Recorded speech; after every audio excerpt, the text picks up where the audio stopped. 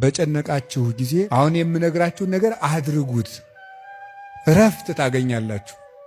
በተጨነቃችሁ ጊዜ አጋንንት የሚደነግጡት፣ ልብ ሰላም የሚያገኘው ፍጹም መሰላል ነው። ልክ እናንተ እንደምትጨነቁት እኛም እኮ ይጨንቀናል። እኛም የምንጨነቅበት ጊዜ አለ። እናንተ ኃጢአት እንደምትሰሩ እኛም እንሰራለን። በተጨነቅን ጊዜ ግን የምናርፈው ከዳዊት መዝሙር አንዱን በመዘመር ነው። እንዲያውም እናንተ ድለኞች ናችሁ። እናንተ ቢጨንቃችሁ ወደ አንድ ቄስ ሄዳችሁ ትናዘዛላችሁ። ቄስ ሲጨንቀው ግን ወደ ማን ይሄዳል? ጳጳሱ ቢጨንቃቸው ከፓትርያርኩ ይሄዳሉ።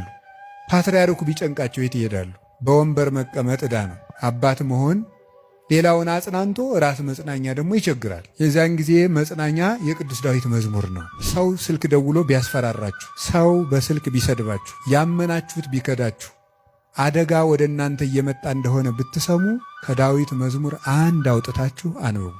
አቤቱ ፊትህን እሻለሁ፣ አቤቱ ፊትህን ከኔ አትመልስ። አቤቱ ፊትህን እፈልጋለሁ፣ ከባሪያህም ተቆጥተህ አትራቅ።